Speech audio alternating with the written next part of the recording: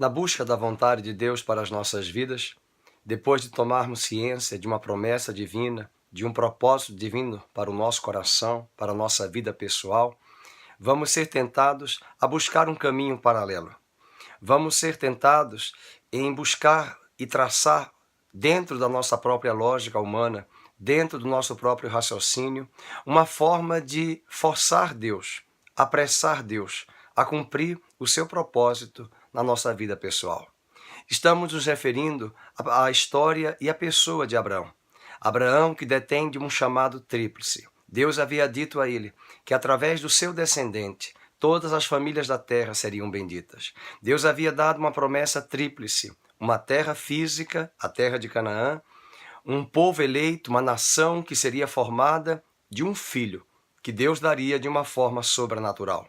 Sobrenatural porque, olhando para a idade de Abraão, um homem que recebe a promessa de um filho com 75 anos de idade. Sua esposa, também avançada em dias, ela vem dar à luz com 90 anos de idade. Um filho que, humanamente falando, teoricamente falando, era impossível de nascer.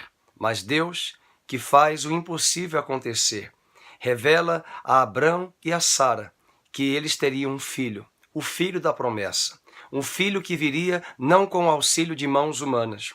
Um filho que nasceria não pelo esforço humano, mas de uma forma sobrenatural. Assim também, em Gênesis capítulo 16, tendo Sara observado e atentado para as próprias circunstâncias do seu corpo físico, um corpo onde já havia se esgotado a fertilidade natural de uma mulher cumprir a missão de ser mãe através do seu óvulo. O próprio Abraão, avançado em idade, era impossível, teoricamente, também ter um filho de sua semente ao lado de Sara.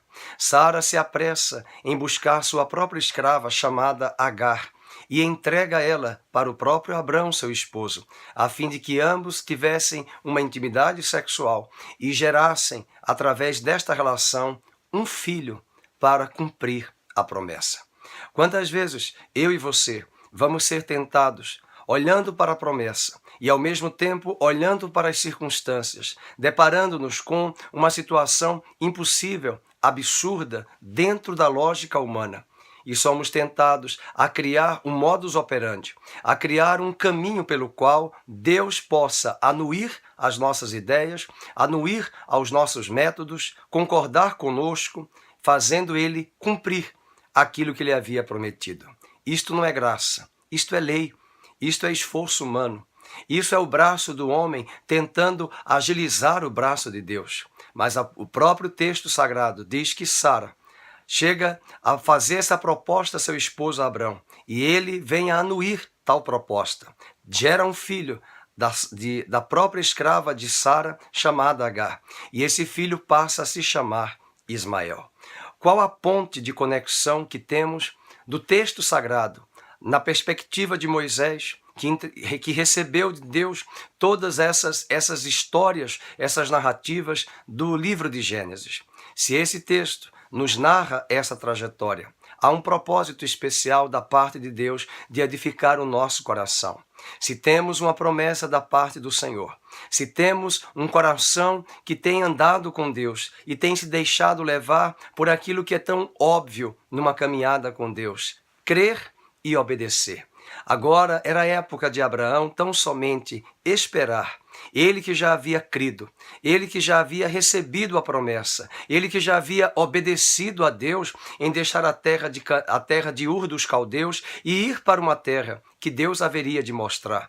Agora era a hora do próprio Abraão tão somente aguardar e esperar aquilo que Salomão vai dizer no livro de Eclesiastes: há tempo para todo propósito divino debaixo do céu. Há tempo de plantar, há tempo de colher, há tempo de chorar, há tempo de sorrir, há tempo de guerra, há tempo de paz, há tempo de derribar, há tempo de edificar e de construir. Qual o tempo que temos vivido nesses últimos dias? Eu e você olhamos para as circunstâncias, olhamos para aquilo que está diante dos nossos olhos e somos tentados a fazer algo que venha favorecer o braço de Deus a cumprir o seu propósito. Não, esse não é o caminho. O caminho nosso é aguardar, é aquietar, como disse o autor do livro de Salmos: aquietai-vos e sabei que eu sou Deus. Quero lembrar que essa mesma história, em Gênesis capítulo 16, também nos remete a uma passagem muito particular da carta do apóstolo Paulo aos Gálatas. Paulo está falando sobre a distinção muito clara em suas fronteiras entre lei e graça. Um tema bastante polêmico para a igreja no Brasil. Há muitos que não discernem o que seja de fato o Velho Testamento trazer a lei. Abraão não está vivendo na época da lei, Abraão está vivendo na época da graça. E era esta graça que deveria caminhar com toda a humanidade ao longo da história dela, juntamente com Deus. Mas o homem recusa esta graça. O homem prefere escolher o seu modus operandi. Deus vem nos dias de Moisés, traz a sua própria presença no Monte Sinai, se revela a Israel e deseja andar com um povo que ele mesmo tirou com seu braço forte do Egito. Era um momento singular lá no livro de Êxodo, capítulo 19, capítulo 20, onde Deus entrega o decálogo, os 10 mandamentos, as tábuas da aliança, escritas com o próprio dedo de Deus nas pedras da aliança. Deus entrega as pedras a Moisés. Moisés revela e traz a palavra reveladora à casa de Israel. Um pouco antes, Deus havia solicitado a Moisés que preparasse o povo e o povo subisse ao monte para se encontrar com Deus.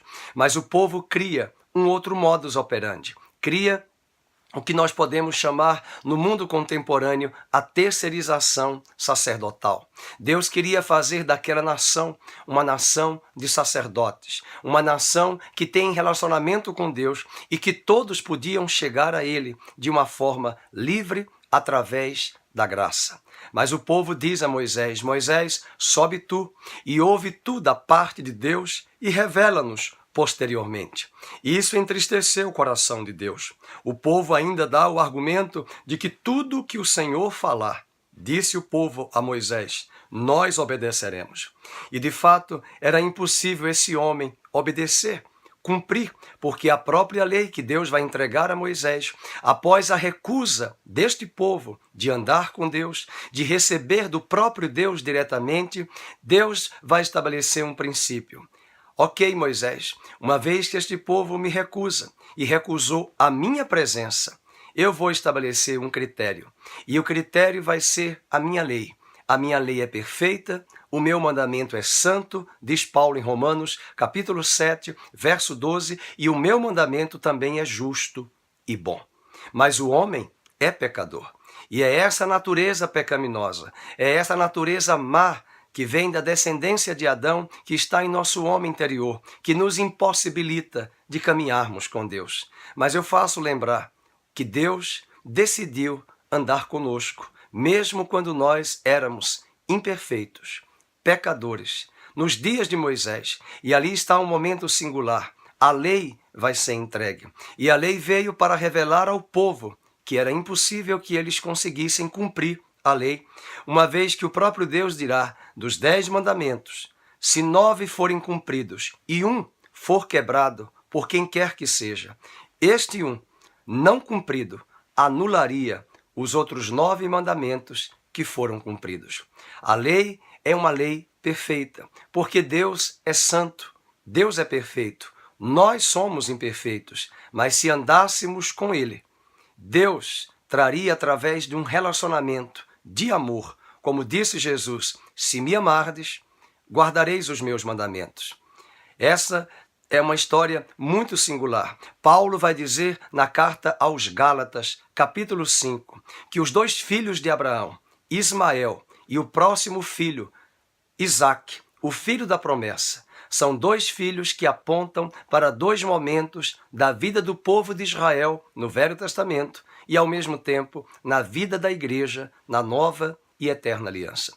Ismael é o filho do braço humano. Ismael é o filho do esforço humano. Israel é o filho do jeitinho humano de fazer Deus cumprir os seus propósitos. Isaque vem a nascer sobrenaturalmente, Ainda que mesmo Abraão e Sara tivessem um relacionamento como tiveram, um relacionamento íntimo, e Deus fez ativar ali toda a biologia do corpo de Sara, todo o dado biológico, todo o dado da fertilização, da fertilidade de um homem e de uma mulher que no vigor dos seus dias de juventude e vida adulta poderiam ter filhos. Eles estão em avançada idade, mas Deus entra de uma forma sobrenatural e faz com que o útero de Sara, o óvulo de Sara, a semente de Abrão plantada no útero, no ovário de Sara, gerem para Deus um filho, como Deus havia prometido. Ali não houve o braço de Sara, ali não houve o braço de Agar, ali não houve a ação do próprio Abrão. Tão somente eles obedeceram, aguardaram, esperaram e viram ao longo do tempo, quando Abraão tinha 100 anos, quando Sara tinha 90 anos, o filho da promessa, que fora prometido em Gênesis 12, em Gênesis 13, 14 e 15. Esse filho vem a nascer quando Abraão tinha 100 anos. Foram 25 anos de espera.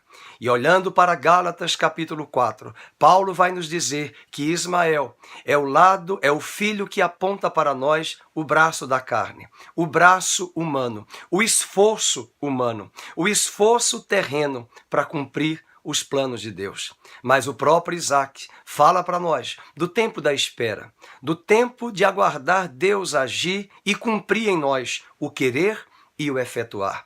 Isaac fala para nós que as promessas de Deus serão cumpridas de uma forma sobrenatural. E porque é de forma sobrenatural, nós podemos, de uma forma taxativa, afirmar: é graça.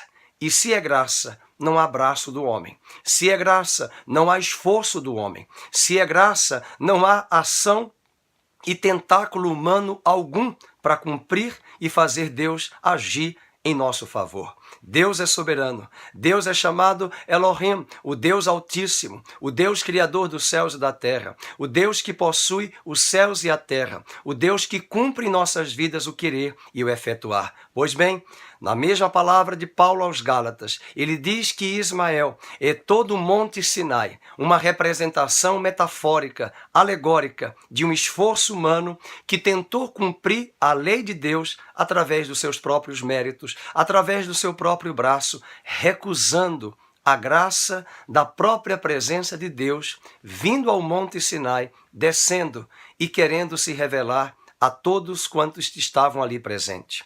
Hoje, os dias não são diferentes. Quanto em nossos púlpitos, em nossas igrejas, em nossa própria vida pessoal, temos falado tanto da graça e temos visto tão pouco do braço de Deus em nosso favor.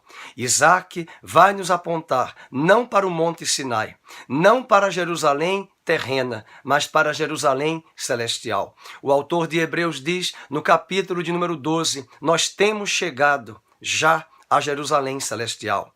Para o autor de Hebreus, o verbo está no particípio passado. Nós já temos chegado a Jerusalém celestial. A Jerusalém terrena, até hoje, está voltada, circunscrita dentro de um legalismo religioso, dentro de uma relação de buscar a Deus através do seu próprio esforço, através dos seus próprios méritos, através do seu próprio braço, através da sua própria liturgia, mas a graça é Cristo em nós, operando em nós, reconciliando o nosso coração para com Deus e através do amor, levando-nos a uma relação de intimidade, de fé e de obediência. Assim como Abraão viveu tempos de graça, assim como Abraão pôde descortinar uma jornada de fé e obediência em função de um relacionamento pessoal com Deus.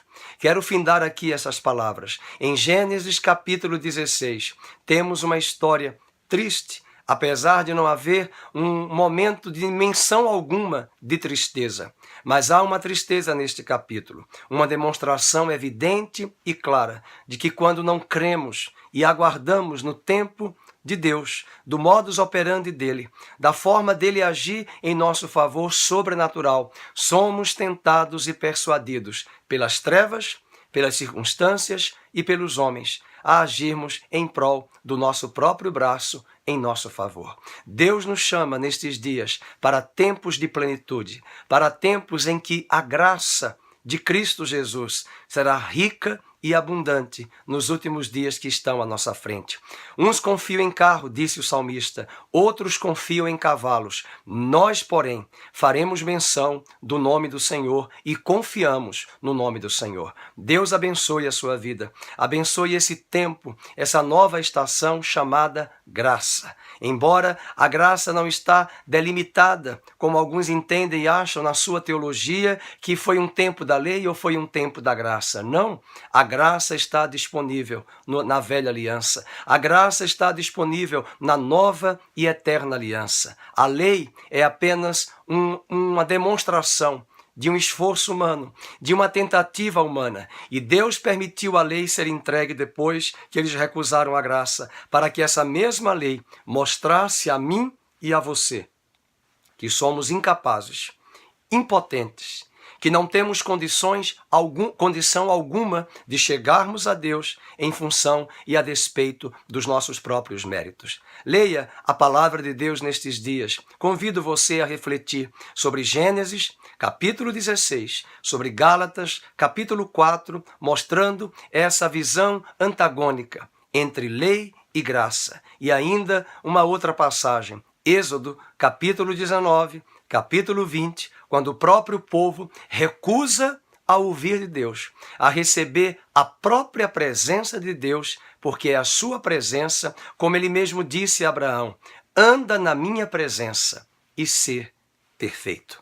Queremos andar em santidade, queremos andar em graça, não precisamos recorrer a um compêndio de regras humanas, institucionais. A nossa regra se chama unicamente o amor. E o amor de Deus é o próprio Deus. João diz, Deus é amor, Deus é graça. E a graça dele em nós é quem nos habilita a andarmos com ele. E por meio deste relacionamento de amor, de intimidade, de fé e de obediência, vamos crescendo em santidade, até a imagem de Cristo ser formada em todos nós. Deus abençoe a sua vida e que hoje possamos colocar lá na cruz do Calvário, no altar do Senhor, todas as nossas múltiplas e inúmeras tentativas de nos reaproximarmos de Deus através dos nossos próprios méritos, do nosso próprio esforço, entregando o nosso Ismael para Ele e deixando Deus mesmo operar o querer e o efetuar em nossas vidas, outorgando-nos e entregando a mim e a você o Isaac, a promessa que ele tem para o seu coração e para o meu coração. Deus abençoe a sua vida no nosso espaço, dialogando com as Escrituras Sagradas. Eu declaro a bênção do nosso Deus, tanto do Velho Testamento como do Novo Testamento. Na Velha Aliança, os sacerdotes tinham a missão, os levitas, de ministrar a bênção sacerdotal, dizendo que o Senhor vos abençoe e vos guarde, que o Senhor faça resplandecer o seu rosto sobre vós, que ele tenha misericórdia de vós, e sobre vós o Senhor levante a luz do seu rosto e vos dê a paz. Na Nova Aliança, em Coríntios capítulo 13, segundo aos Coríntios 13, o apóstolo Paulo traz aquilo que hoje nós chamamos de bênção apostólica, que o amor de Deus, a graça bendita e imensurável do nosso Senhor e Salvador Jesus Cristo e a doce consolação do Espírito Santo permaneçam sobre todos, agora e sempre, no nome de Jesus. Amém. Deus abençoe a sua vida. Shalom.